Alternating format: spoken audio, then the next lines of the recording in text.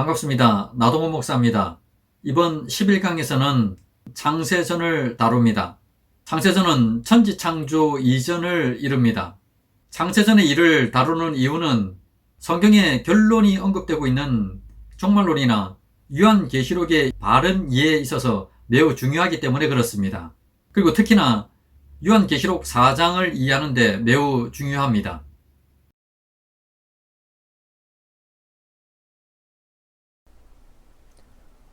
먼저 앞선 10강인 면류관을 한번 정리를 하고 가겠습니다.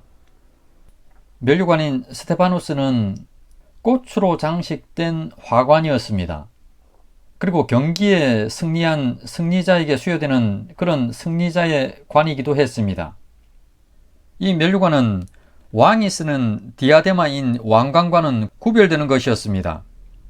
그리고 면류관에는 이러한 4가지 의미로 사용되었습니다. 첫째로는 예수 그리스도 때문에 예수 그리스도로 인해서 최종 승리자가 된 자들에게 그들에게 수여하는 관이었습니다. 이 말은 본질적으로 면류관이라고 하는 것이 예수 그리스도 때문에 쓰게 된다는 사실입니다. 둘째로는 면류관이 비유 등 다양한 의미로 사용되는데 그 중에서 기억해야 될 가장 중요한 것은 면류관은 상급이라는 것입니다. 그리고 셋째로는 면류관이 천국 구원의 의미로 사용되는 겁니다. 면류관이 천국 구원을 받는다고 하는 그 구원의 의미로 사용되는 경우에는 이 면류관 속에는 생명이나 의나 영광이나 또는 썩지 않는다고 하는 그런 의미나 시들지 않는다고 하는 그런 모든 의미들이 포함됩니다. 그리고 법대로 경기한다고 하는 그 의미까지도 포함됩니다. 천국 구원을 받는다고 하는 의미 속에는 이처럼 이러한 모든 의미들을 다 내포합니다. 자, 그와 동시에 모든 성도들이 실제로 면류관을 받아 쓰게 됩니다. 그리고 이때 면류관을 썼다고 하는 이 의미 자체는 최고의 상급을 받았는데 그것이 곧 구원이었다라고 하는 그 의미가 됩니다. 그리고 넷째로는 성경에는 다양한 면류관에 대한 표현들이 나오지만은 성도들이 실제로 받아 쓰게 되는 면류관은 오직 하나의 면류관입니다. 그런데 요한계시록을 보게 되면은 여기 나오는 이 면류관의 이러한 의미들 전체를 만족하는 그러한 개념이 계시록 2, 3장 결론부하고 계시록 21장 새하늘 새 땅에 언급이 됩니다. 그것이 곧 이기는 자인 교회지요. 그래서 이기는 자인 이 교회가 쓰게 되는 것하고 면류관은 동일합니다.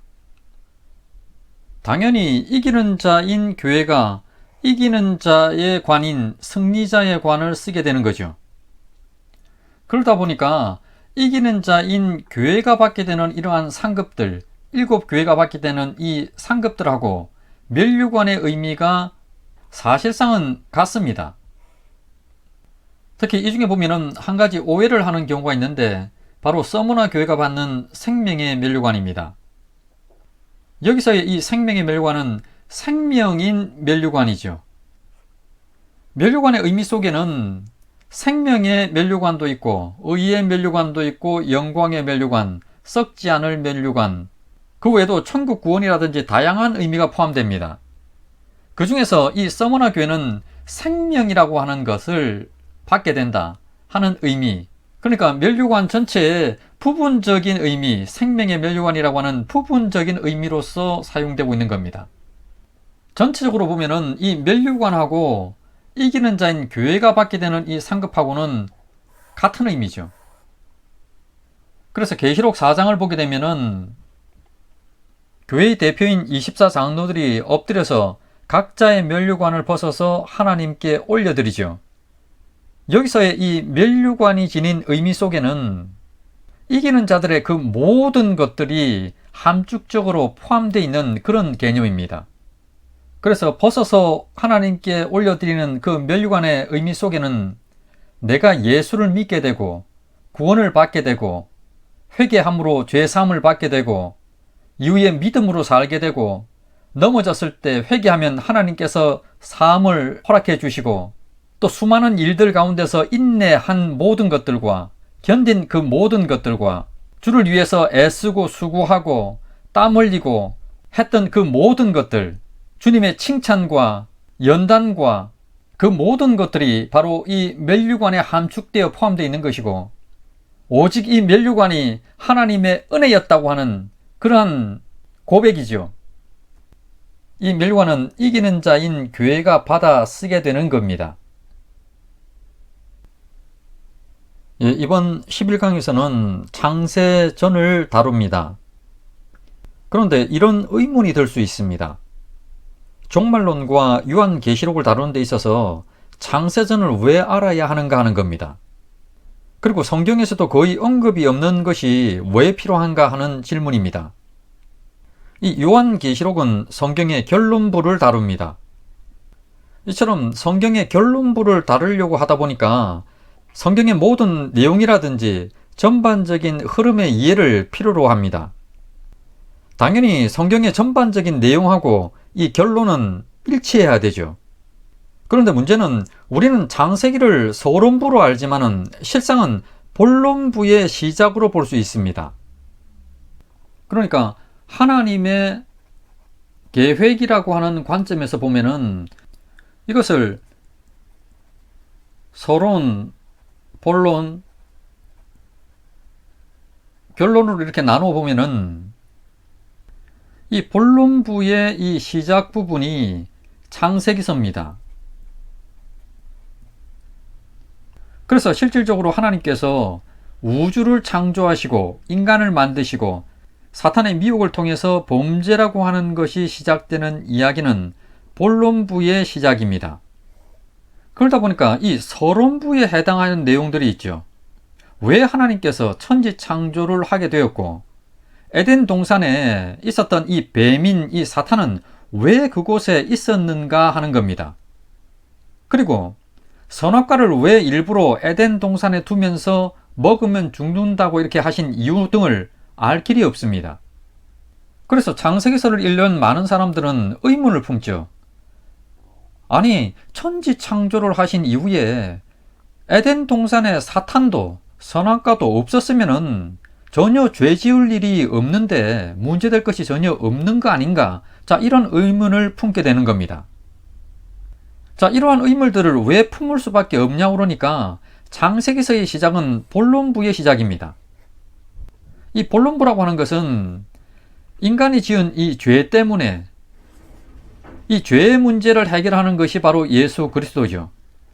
그래서 이 죄의 문제를 해결하신 예수를 통해서 구원이라고 하는 것이 이루어져 나가는 그 이야기입니다. 그래서 우리는 성경을 구원 이야기라고 그러죠. 하나님의 구원 이야기. 자, 본론부와 결론부만을 놓고 봤을 때는 당연히 구원 이야기라고 하는 이 표현인 정확한 표현입니다. 그렇지만은 하나님의 계획 전체를 이해하는 데 있어서는 많은 의문들이 남게 됩니다. 자, 그러다 보니까 천지 창조 이전의 상황을 왜 알아야 되냐 그러니까 이러한 의문들을 해소하기 위한 것이 첫째 이유입니다. 그래야지만 이 결론의 정확한 판단을 할 수 있고 또 정리를 할 수가 있습니다. 그리고 둘째 이유는 계시록 4장 천상의 보좌실과 관련된 내용 때문에 그렇습니다. 계시록 4장을 보게 되면 하나님께서 보좌에 앉아 계시고 그 둘레에 네 생물들,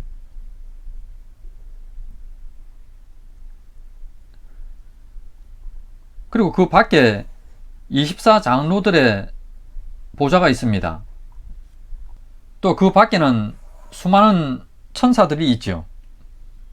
계시록 4장에 하나님께서 받으시는 경배와 관련돼서 좀 깊이 있게 정확히 이해하기 위해서는 창세전의 상황을 이해하는 것이 굉장히 도움이 됩니다.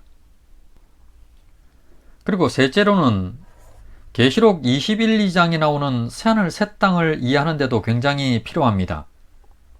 하나님께서는 영원하시죠. 그리고 그 계신 곳과 그 세계도 영원합니다. 자, 그런 상황 속에서 삼위일체이신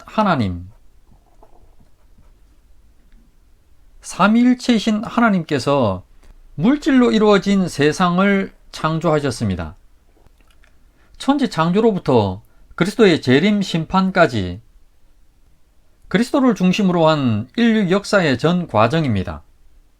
그리고 흰보자 심판까지가 끝나고 나면은 불신자들은 지옥으로, 또 믿는 모든 자들은 새하늘 새 땅으로 새로워진 우주와 이 지구로 다시 내려옵니다. 그것이 바로 영원한 천국입니다. 그런데 계시록 21장에서는 그 중심 도성인 새 예루살렘 성에는 하나님의 보좌가 있다고 이렇게 말씀을 합니다. 그리고 성도들이 영원토록 하나님을 경배합니다. 이 말은 이전에는 사도 바울이 표현했던 셋째 하늘이라고 하는 그곳, 바로 영의 세계죠. 영의 세계에 있던 하나님의 보좌실이 새로워진 세상인 산을 새 땅으로 내려오는 것을 의미합니다. 바로 예수 그리스도께서 승리하시고 완성하신 이후의 말이죠. 당연히 이곳은 완전한 영육의 세계입니다. 모든 믿는 자들이 부활체의 몸을 입고 있는 그러한 영육의 세계죠. 오해하면 안 되는 것이 이 보좌실이 영계인 천상에도 있고 새하늘 새 땅인 이 지상에도 있다. 이건 말이 안 됩니다. 조금 부연을 하면 이렇습니다. 보통 성도들 중에 보면은 천국이라고 하는 것에 대한 개념을 흐릿하게 알고 있는 것을 보게 됩니다.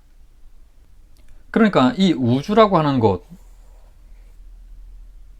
이 세상, 이 하늘 너머의 저 먼 곳에 있는 천국, 그곳에서 영원히 산다고 하는 이 정도로 알고 있는 거죠. 그런데 이러한 생각은 좀 혼합된 개념입니다. 예수 그리스도께서 재림하시기 직전까지는 예수를 믿는 성도가 죽으면은 그 영혼은 영의 세계인 낙원, 셋째 하늘인 천상으로 갑니다. 그리고 예수께서 재림하셨을 때 먼지와 티끌인 육체와 결합을 해서 완전한 부활체, 신령한 몸으로 바뀝니다. 그리고 나서 흰보자 심판을 거친 이후에 새로워진 세상, 바로 이 세상으로 내려옵니다. 바로 새하늘 새 땅인 천국이죠. 바로 이곳 새하늘 새 땅에는 하나님의 보좌까지 내려오게 되고 이곳에서 영원토록 하나님을 경배하게 됩니다. 구체적으로는 이제 앞으로 다루게 될 겁니다. 따라서 지금 이 예수 그리스도께서 이루시는, 완성하시는 이 성경의 이 전체 스토리, 이 스토리가 이루어지고 나면은 완전한 영육의 세계가 영원토록 지속됩니다. 자, 그러면은 왜 이런 결론이 나야 하고 성경의 내용이 이렇게 진행되어 가야지만이 성경의 결말이 완전해진다고 당연스럽게 여기게 될까요? 그건 서론부를 알아야지만이, 사실 이 부분이 좀 많이 흐릿합니다. 서론부를 알게 되면은 이 부분이 이해가 선명해지게 됩니다. 그런데 문제는 그렇다고 이 서론부라고 하는 것을 만들어서 집어넣을 수는 없죠. 성경에 보면은 굉장히 좀 적지만은 이 서론부의 내용을 짐작할 수 있는 말씀들이 언급됩니다. 따라서 그 말씀들을 바탕으로 해서 이 서론부를 유추를 좀 해보려고 합니다. 그리고 자, 이렇게 유추한 이 서론부가 실제로 맞는지에 대한 검산, 즉 확인이라고 하는 것을 요한계시록을 통해서 알아볼 겁니다. 그리고 오해를 하면 안 되는 것이 있습니다. 하나님의 계획이라고 하는 이 관점에서의 서론, 본론, 결론은 이 11강 창세전을 이해하기 위한 개념입니다. 그러니까 이 11강을 좀 더 쉬운 이해를 위해서, 편의를 위해서 나눴다고 하는 점을 다시 한번 말씀드립니다. 자, 그러면 계속해서 창세전을 이해할 수 있는 의문을 푸는 열쇠인 에베소서 1장 3절로 6절 말씀을 한번 보시겠습니다. 찬송하리로다. 하나님 곧 우리 주 예수 그리스도의 아버지께서 그리스도 안에서 하늘에 속한 모든 신령한 복을 우리에게 주시되 곧 장세전에 그리스도 안에서 우리를 택하사 우리로 사랑 안에서 그 앞에 거룩하고 흠이 없게 하시려고 그 기쁘신 뜻대로 우리를 예정하사 예수 그리스도로 말미암아 자기의 아들들이 되게 하셨으니 이는 그가 사랑하시는 자 안에서 우리에게 거저 주시는 바 그의 은혜의 영광을 찬송하게 하려는 것이라. 이 에베소서 1장을 보게 되면은 장세전에 하나님께서 천지를 창조하시고 또 예수 그리스도를 통해서 인간의 죄를 사하시고 구원하시는 모든 일을 계획하게 된 그 배경이 무엇인지에 대한 내용이 나옵니다. 이 4절을 보게 되면은 장세전에 구원받아 거룩하게 될 자들을 택정하셨습니다. 그리고 이 5절을 보게 되면은 이미 택정된 자들이 그냥 예수 그리스도를 통해서 구원을 받고 끝나는 그런 정도가 아니라 하나님의 아들인 양자로까지 높여집니다. 그리고 이 6절을 보게 되면은 왜 하나님께서 창세전에 택정을 하셨는지, 또 그리스도를 통해서 구원을 하셨는지, 하나님의 아들들이 되게 하셨는지 하는 그 이유가 나옵니다. 그것은 바로 영원토록 하나님의 은혜의 영광을 찬송하게 하려는 것 때문입니다. 이 창세전에도 삼위일체 하나님께서는 수많은 천사들로부터 영광의 찬송이라고 하는 것, 영광의 찬송을 받아오셨습니다. 그런데도 굳이 성자이신 예수님을 피조물과 같은 모양으로 이 세상에 오게 하시고 또 순환을 당하게 하시고 그러면서까지 인간을 구원하시려고 하는 그 이유는 무엇인가요? 그것은 은혜의 영광의 찬송 때문입니다. 천사들이 부르는 이 영광의 찬송, 이 영광의 찬송에서는 결코 찾아볼 수 없는 것, 이 천사들은 결코 부를 수 없는 그것, 바로 그것이 성도들이 부를 수 있는 바로 은혜의 영광의 찬송입니다. 천사들은 영광의 찬송은 부를 수 있지만 이 은혜의 영광의 찬송은 결코 부를 수가 없습니다. 이 은혜라고 하는 것은 나로서는 살 길이 전혀 없는, 방법이 전혀 없는 이러한 죽음의 상황 속에서 값없이 거저 베풀어 주시는 구원이 은혜지요. 이처럼 너무나도 크신 하나님의 은혜에 구원받은 성도들이 천사들은 결코 부를 수 없는 은혜의 영광의 찬송을 올려드립니다. 지옥 형벌을 받아 마땅한 주인을 거저 베푸신 십자가 은혜로 구원해 주셨으니 엎드려 면류관을 벗어 올려드리면서 고개도 들 수 없고 눈물로 감사하며 은혜의 영광의 찬송을 부릅니다. 하나님께서는 이러한 찬송을 영원토록 받으시고 싶으셨던 겁니다. 그래서 창세전에 웅장한 구원 계획을 세우셨습니다. 지금 여기 에베소서 1장에서는 창세전에 구원받을 자들을 이미 택정하셨다고 하는 그 말씀이 나옵니다. 그러면은 창세전에 준비하신 또 다른 것은 없을까요? 그 일들을 한번 확인을 해보겠습니다. 우리는 창세기 3장의 에덴 동산에서 하와를 미혹하는 그러한 뱀인 사탄을 보게 됩니다. 왜 사탄이 거기 있고 하와를 미혹을 했을까요? 이 사탄과 관련된 창세전의 내용이 에스겔서 28장 13절 이하와 또 이사야서 14장 12절 이하에 나타납니다. 그런데 이 에스겔서 28장을 읽어보게 되면은 두로 왕이 받을 심판을 언급한 내용입니다. 그래서 일부 신학자들은 두로 왕의 심판 내용 그 자체로 봅니다. 그리고 이사야서 14장을 보게 되면은 바벨론 왕이 받을 심판을 다룹니다. 또 그래서 일부 신학자들은 바벨론 왕의 심판 그 자체로 또 봅니다. 분명 당연히 두로 왕하고 바벨론 왕의 심판을 다룬 것이 맞습니다. 그런데 보수계통의 신학자들은 이 내용을 이렇게 봅니다.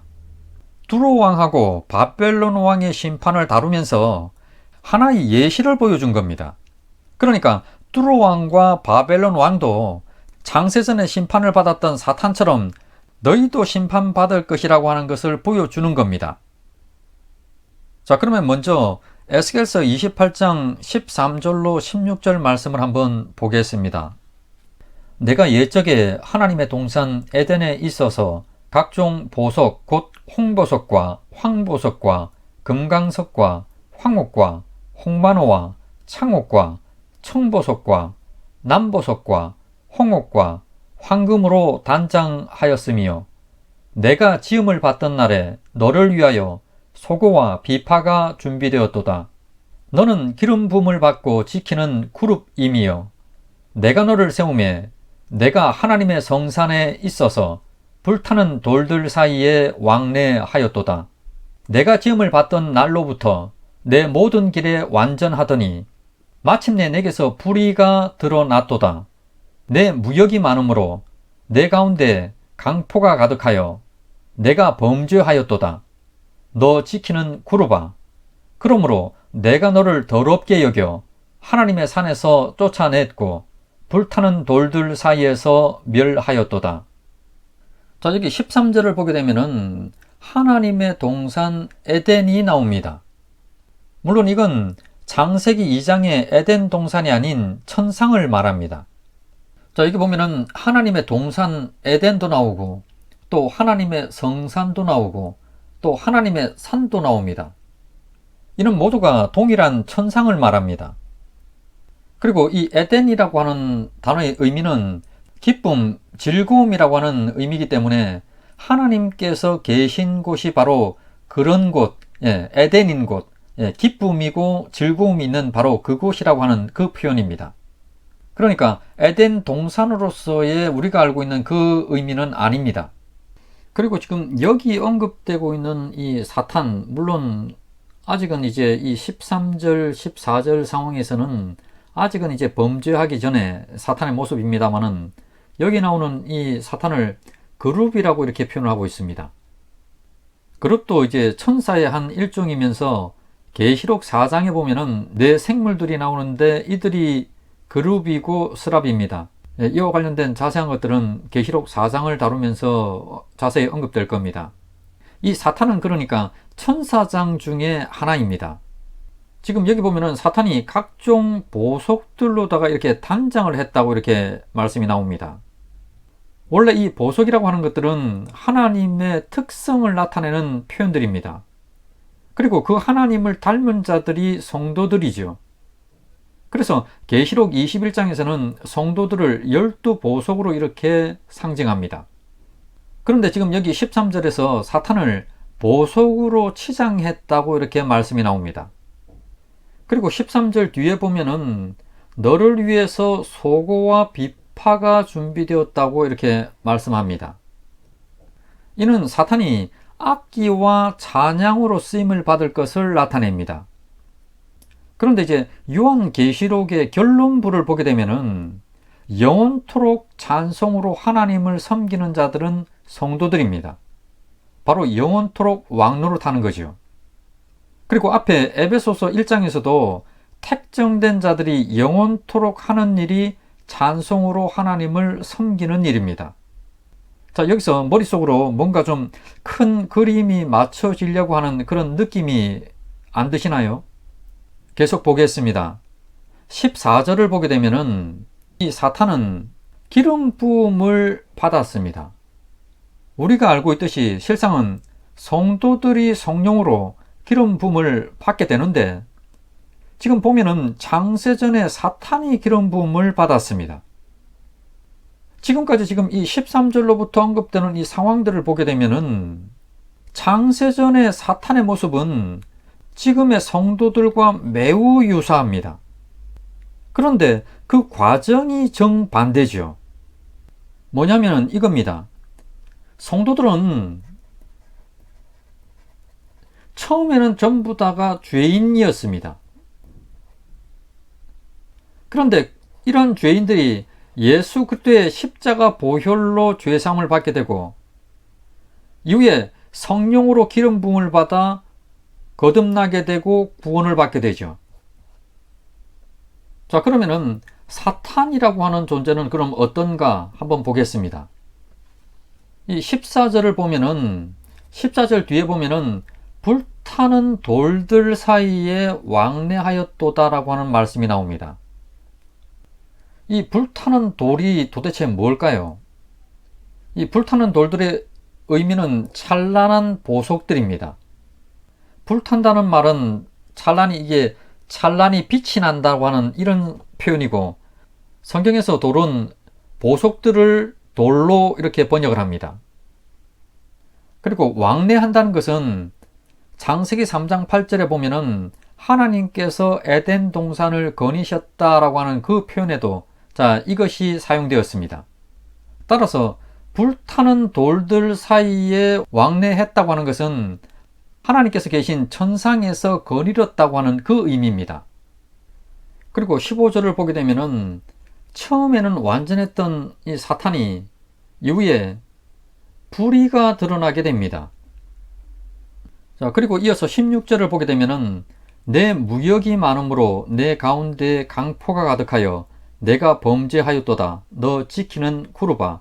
그러므로 내가 너를 더럽게 여겨 하나님의 산에서 쫓아냈고 불타는 돌들 사이에서 멸하였도다. 지금 여기 나오는 내 무역이 많음으로라고 하는 이 의미를 아는 것이 굉장히 중요합니다. 여기 나오는 이 무역이라고 하는 이 의미는 장사하다, 거래하다라고 하는 뜻인데, 이는 천국에서 무슨 사업을 했다거나 하는 그런 의미가 아니라 의역으로 사용된 겁니다. 그러니까 내 무역이 많음으로라고 하는 이 의미는 마치 이런 겁니다. 장사꾼이라고 하는 사람들은 거래를 통해 가지고 자신의 이익을 추구하죠. 더욱더 많은 이익을 추구합니다. 이처럼 사탄도 천상에서 자신의 이익을 추구했다고 하는 그 의미가 됩니다.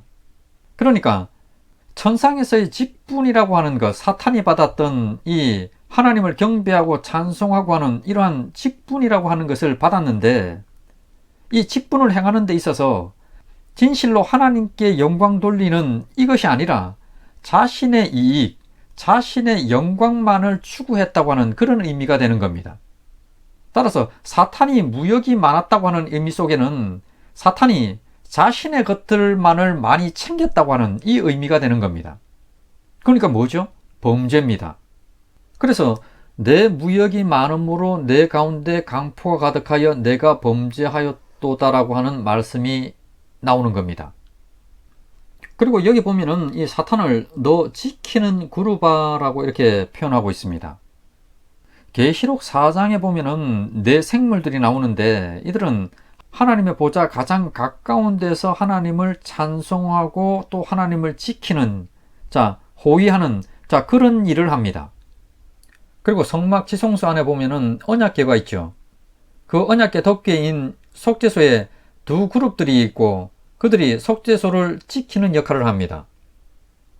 이러한 그룹들 중에 하나였던 이 사탄을 하나님께서 창세전에 천상에서 쫓아내십니다.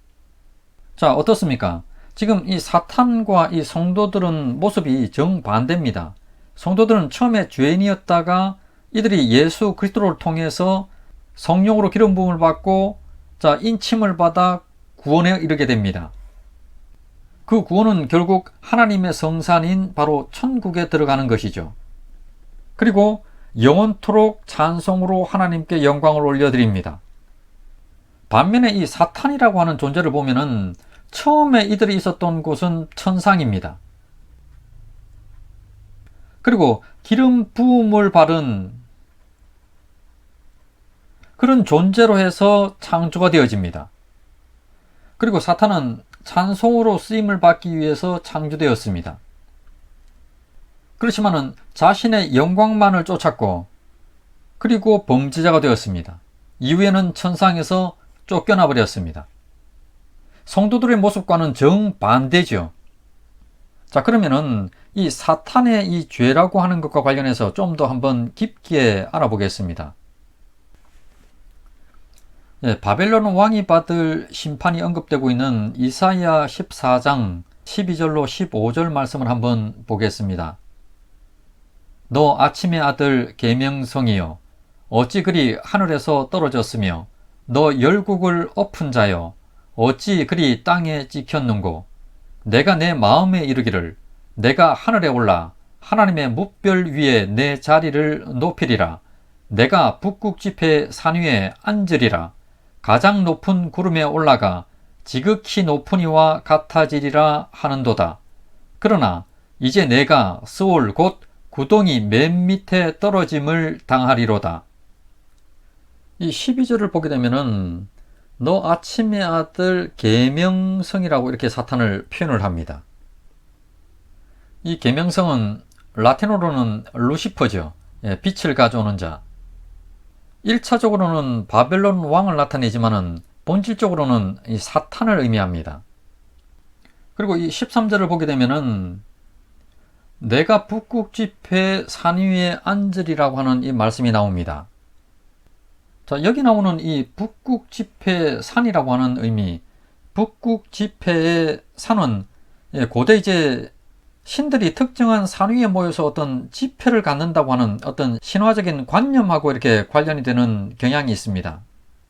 자, 그런데 여기서는 좀 다른 각도에서 바라볼 필요가 있습니다. 요세프서를 보게 되면은 창세기 11장에 바벨탑이라고 하는 것을 쌓는 것이 니무롯이고 또 바벨탑을 쌓은 장소가 바벨론이라고 이렇게 언급이 됩니다. 그리고 여기 지금 이 이사야 이 14장은 바벨론 왕의 심판을 다루면서 사탄이 지은 죄를 지금 예시로다가 지금 언급하고 있는 중입니다. 이 니무롯이라고 하는 이 인물은 적그리스도로 볼 수도 있고 또 사탄을 의미하기도 합니다. 이 니무롯이 바벨론에서 바벨탑을 쌓았습니다. 그리고 이사야 14장에서 바벨론 왕이 북극지폐 산 위에 앉았습니다. 자, 그러면은 여기서 이 북극지폐 이 산은 뭐겠습니까? 바벨탑이 되죠. 요세프서에 나타나고 있는 내용하고 지금 이사야 14장 이곳에 나타나는 말씀하고는 사실상 보면은 일치를 합니다. 뭐냐 그러면은 니무롯은 노아의 홍수 때 하나님께서 물로다가 세상을 심판했던 것을 혹시 또다시 물로다가 심판할 것에 대비해서 자신의 힘으로다가 이것을 막기 위해서 바벨탑을 쌓았습니다. 이러한 니무롯의 교만한 이러한 심성의 모습이 지금 이 이사야서 14장을 보게 되면은 북극지폐 산 위에 내가 앉으리라. 어떤 심령을 가지고 있냐 그러니까 14절을 보게 되면은 가장 높은 구름에 올라가 지극히 높은 이와 같아지리라 하는도다. 니무롯과 같은 이 교만이죠. 이처럼 하나님을 대적하려고 하는 이러한 모습이 일치를 합니다. 자, 이처럼 불의한 자요 교만한 자인 이 사탄은 15절 말씀을 보게 되면은 이제 내가 스올 곧 구덩이 맨 밑에 떨어짐을 당하리로다. 구덩이 맨 밑인 지옥의 신면이라고 하는 그곳에 떨어지게 될 겁니다. 자, 이렇게 지금 앞선 에스겔서 28장 13절로부터 16절 말씀하고 자, 이곳에 이사야 14장 12절로 15절 말씀에서 봤듯이 창세전에 사탄이라고 하는 이 그룹이 범죄를 했고 그가 천상에서 쫓겨났고 종국에는 지옥 시면에 떨어지게 될 것임을 알 수 있습니다. 자, 이렇게 에스겔서 28장하고 이사야서 14장을 통해서 창세전에 사탄의 범죄와 천상에서 쫓겨나는 그 내용들을 알아봤습니다. 그리고 이 말씀들에는 이제 언급이 되지 않지만은 전에 계시록 12장을 다루면서 그리스도의 탄생을 막으려고 하는 이 사탄이 하늘의 별인 천사들, 그러니까 3분의 1의 타락한 천사들을 동원하는 그러한 말씀이 있었습니다. 이는 창세전에 사탄이 쫓겨나면서 사탄뿐만이 아니라 이 타락한 3분의 1의 악령들인 귀신들도 같이 쫓겨난 것이 됩니다. 그리고 유다서 1장 6절 말씀을 한번 보겠습니다. 또 자기 지위를 지키지 아니하고 자기 조소를 떠난 천사들을 큰 날의 심판까지 영원한 결박으로 흑암에 가두셨으며. 쫓겨난 이 사탄하고 이 악한 천사들은 심판의 날까지 흑암에 갇혔습니다. 이 심판의 날은 그리스도 재림 이후에 있게 될 심판이지요. 그리고 이와 유사한 표현이 베드로후서 2장에도 나옵니다. 이 베드로후서 2장은 불택자들에 대한 말씀이 나오는 곳입니다. 그래서 이 베드로후서 2장 안에 보면은 거짓 선지자들이라든지 거짓 선생들 또는 소돔과 고모라에서 멸망당한 자들, 그리고 노아의 홍수 심판에 죽은 자들, 그리고 발람의 길을 따르는 자들, 불의한 자들, 자, 이들을 말씀하면서 곁들여서 지금 이 말씀을 합니다. 베드로후서 2장 4절입니다. 하나님이 범죄한 천사들을 용서하지 아니하시고 지옥에 던져 어두운 구덩이에 두어 심판 때까지 지키게 하셨으며, 그러니까 베드로후서 2장에 나오고 있는 불택자들처럼 이 사탄과 이 악한 천사들도 심판받아 멸망할 자들이라는 겁니다. 자, 그런데 이 말씀을 보면은 범죄한 천사들을 심판 때까지 지옥에 던져 어두운 구덩이에 가두었다라고 하는 표현이 나옵니다. 당연히 이 표현은 비유죠. 유다서에서의 이 흑암이라고 하는 것을 지금 베드로후서 2장 4절에서는 지옥, 그러니까 어두운 구덩이죠. 같은 의미로 지금 사용을 하고 있습니다. 우리는 지금 당연히 잘 알고 있듯이 사탄과 이 악령들은 지금 우리 가운데서 활동을 하고 있습니다. 미혹을 하고 있고 악한 일들을 하고 있죠. 그런데 지금 이 두 말씀들에서 흑암이라고 하는 표현, 지옥이니 어두운 구덩이니 하는 이 표현은 도대체 무슨 의미일까 하는 겁니다. 또 어디일까 하는 겁니다. 자, 이 의미는 쉽게 얘기하면 이렇습니다. 사탄하고 지금 악한 천사들이 천상에서 쫓겨나서 지금 던져진 곳, 과연 던져져서 갇힌 곳이 어디일까 하는 겁니다. 그것은 바로 이 우주 공간입니다. 여기서 한번 잘 생각해 보시기 바랍니다. 창세기 1장의 천지 창조의 시점 이후에 이들이 갇히게 되죠. 그것을 알 수 있는 근거는 에덴 동산에 사탄이 있었기 때문에 더욱 그렇습니다. 에덴 동산은 이 지구상에 존재했던 곳이고 또 이 지구는 이 우주 안에 있지요. 자, 하나님께서 천지 창조를 하시기 전에는 당연히 아무것도 없던 곳입니다. 사탄이 이 우주 속으로 던져질 수가 없고 에덴 동산에 있을 수도 없지요. 따라서 천상에서 사탄과 악한 천사들이 범죄한 이후에 그들이 던져지는 그 시점에 하나님께서 이 우주를 창조하셨고 그들이 이 우주 속으로 던져진 겁니다. 흑암 속으로. 자, 그런데 한 가지 의문이 생깁니다. 성경에서는 천지 창조의 첫날부터 하나님께서 기뻐하셨다고 말씀합니다. 더구나 하나님께서 창조하신 이 우주가 사탄의 감옥이 되어버리고 맙니다. 이러한 오해는 단순히 그냥 장소적인 개념으로 보기 때문에 그렇습니다.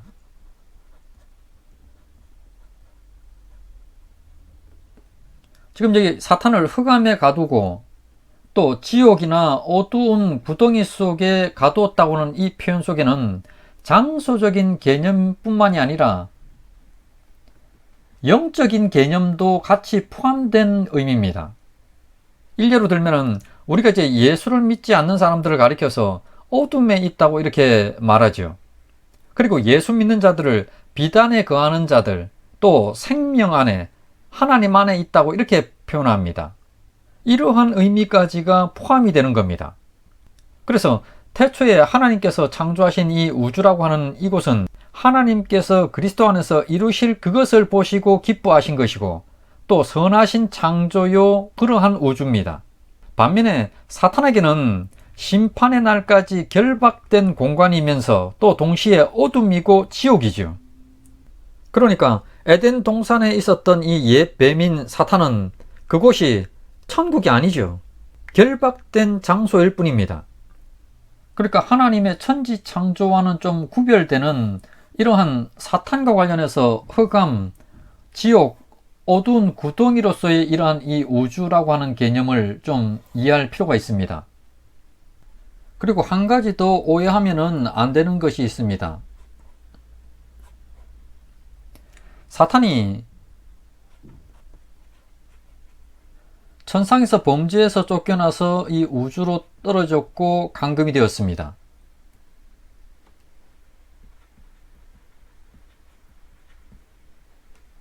자, 이 의미하고 일전에 앞서 다뤘던 예수 그리스도께서 십자가로 죽으시고 부활하시고 승리하신 그것을 통해서 사탄이 패배했죠. 자, 그래서 사탄이 마치 무저경에 감금된 것 같이 영적으로 결박된 것, 자, 이것하고는 의미가 틀립니다. 그리스도의 십자가 승리를 통해서 사탄이 영적으로 결박된 이것하고는 구분을 해야 됩니다. 일전에 계시록 12장 7절로부터 12절 말씀을 다루면서 하늘 전쟁에서 패한 마귀가 하늘에서 땅으로 내쫓긴 것 같은 상징적 표현이 있었습니다. 사탄이 실제로 쫓겨나고 무저경에 감금된 것이 아니라 복음이 전파되고 예수를 믿고 거듭나는 일, 그리고 한번 구원받은 자의 영원한 이 생명을 사탄이 절대 건들 수도 없게 된 일, 자, 이것의 상징적인 표현이었습니다. 이것을 계시록 20장에서는 사탄이 마치 무저경에 감금된 것으로 이렇게 표현을 했었습니다. 이것하고 사탄이 천상에서 내쫓겨서 우주에 감금된 이 상황하고는 구분을 할 필요가 있습니다. 이 차이점을 오해하면 안 되죠. 자, 그리고 한번 생각해 볼 것이 또 있습니다. 창세전에 사탄의 반역이 있었습니다. 자, 그런데 한번 생각해 보시기 바랍니다. 하나님께서는 단지 어떤 선한 마음으로 그룹이라고 하는 이 사탄을 만드셨고 또 기름까지 부어서 찬양으로 영광을 받으시려고 했는데, 그런 선한 마음으로 실질적으로 하나님이 창조를 하셨는데 하나님의 의지와는 상관없이 자, 어느 날 갑자기 사탄이 반역을 하게 되고 대적을 할 수 있을까 하는 겁니다. 자, 만약에 그럴 수도 있지라고 이렇게 생각을 한다고 그러면은 그 자체는 하나님에 대한 모독이죠. 왜냐 그러면은 하나님께서는 전지전능하신 하나님이시기 때문에 그렇습니다. 하나님께서 인지하지 못하시는 상황 속에서 어느 날 갑자기 사탄의 범죄가 발생했다. 또 발생할 수도 있다. 결코 이런 일은 있을 수가 없습니다. 따라서 이는 굉장히 중요한 사실 하나를 알게 합니다. 그것은 창세전에 택정하신 자들의 구원을 위해서 악한 역할에 사용될 존재들, 그들을 미리 예비하시고 준비하셨다는 겁니다. 그들이 곧 사탄이고 악한 천사들입니다. 그래서 천지 창조의 이 시점에 그들이 흑암에 감금이 되었고 에덴 동산에는 선악과 나무가 있고 사탄은 미혹을 하게 되고 하나님께서는 아담에게 다른 것은 임의로 먹되 선악을 알게 하는 나무의 실과를 먹으면 정령 죽으리라고 말씀하게 된 겁니다. 자, 이러한 모든 상황들을 통해서 하나님께서 미리 인간에게 죄가 성립될 이 조건을 만드신 것으로 볼 수 있는 겁니다. 어떤 사람들은 이렇게 말합니다. 에덴 동산에 선악과만 없었어도, 또는 에덴 동산에 왜 뱀인 사탄이 있었는가? 하나님께서 천지 창조를 하시고 낙원인 에덴에 왜 사탄을 두셨는가? 자, 이런 모든 의문들이 해소됩니다.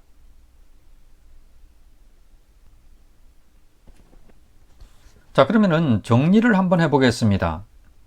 에베소서 1장에 나오는 말씀처럼 창세전에 하나님께서는 은혜의 영광의 찬송을 받으시기 위해서 자, 이러한 경배를 올릴 자들을 택정하셨습니다. 그리고 창세전에 하나님께서는 택정된 자들을 미혹할 사탄하고 악한 천사들을 준비하셨고 천지 창조에 맞춰서 범죄한 이들을 우주 흑암에 가두셨습니다. 그런 이후에 에덴 동산에서 하와를 미혹하게 되고 아담과 하와는 선악과를 따먹게 됩니다. 자, 그런데 여기서 중요한 점 하나를 고려해야 합니다. 인간이 만드는 로봇을 한번 생각해 보겠습니다. 이 로봇은 스스로 어떤 판단을 하거나 감정에 어떤 영향을 받는 것이 아니죠. 만들면서 인간이 안에 프로그래밍한 그대로만 움직이고 반응을 하게 됩니다. 자, 그런데 이와 마찬가지로 인간을 만드신 하나님께서 우리에게 죄를 그냥 프로그래밍한 그대로 그냥 넣어 주셨거나 혹은 억지로 어떤 죄를 짓게 하셨다고 그러면은, 만약에 그렇게 해서 받으시는 찬송이라고 그러면은 그 찬송이 은혜의 영광의 찬송이 될 수가 있을까요? 그리고 찬송을 올려드리는 성도들의 마음에 은혜의 생각이 들까요? 또 하나님께서도 받으시면서 기뻐하실까요? 그렇지 않으면 당연합니다.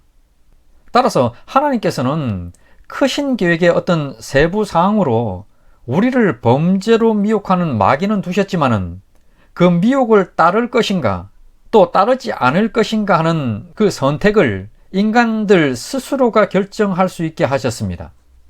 그것을 알 수 있는 말씀을 한번 보겠습니다. 창세기 2장 16, 17절 말씀입니다.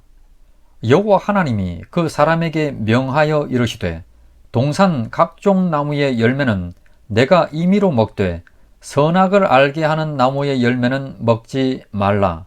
내가 먹는 날에는 반드시 죽으리라 하시니라. 자, 이 말씀을 보게 되면은 하나님께서는 죽고 사는 그 결정을 아담 스스로가 할 수 있게끔 미리 알려주셨습니다. 그런데도 먹었죠. 뱀이 여자에게 이르되 너희가 결코 죽지 아니하리라. 뭐죠? 마귀의 미혹에 넘어가서요. 그래서 먹었고 그래서 죽게 된 겁니다. 분명 아담과 하와가 하나님께서 알려주신 그 말씀을 따라서 먹지 않았다고 그러면 살았습니다. 그러나 잘못된 그런 결정을 하고 맙니다. 자, 이렇게 해서 인간에게 죄가 들어오게 됩니다. 자, 지금까지 이러한 과정들을 통해서 창세전부터 시작된 하나님의 웅장하고 거대한 그 계획이 이루어져 가는 겁니다. 천상의 영의 세계만 존재하던 그것에서 천지 창조와 함께 물질 세계의 우주 공간이 창조되었습니다. 인간에게 에덴 동산에서 죄가 들어오고 옛 언약이 있는 구약 시대를 지나서 그리스도의 초림과 신약 7의 시대가 시작되었습니다. 전 3년 반 선교 시대인 이 천년의 기간 동안에 복음이 땅끝까지 전파가 되고 택정된 모든 자들이 인침을 받게 됩니다. 그런 이후에 후 3년 반인 이 큰 환란의 기간을 거쳐서 그리스도의 재림이 있게 되고 흰 보좌 심판까지를 거친 이후에 새하늘 새 땅의 완전한 영육의 세계, 이 세계가 영원히 지속됩니다.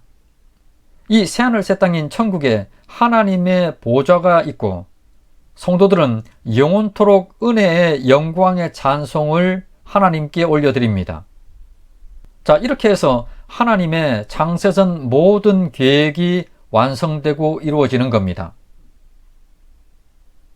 예, 이렇게 해서 11강 창세전을 다뤘습니다. 창세전과 창세 이후 그리고 종말과의 관계가 매끄럽게 정리되는 그런 시간이 되었으면 합니다. 그리고 여기 등장했던 그룹인 사탄이나 보좌실에서 은혜의 영광의 찬송으로 경배받으시는 하나님 등은 앞으로 요한계시록을 이해하는 데 있어서 매우 중요한 요소가 될 겁니다.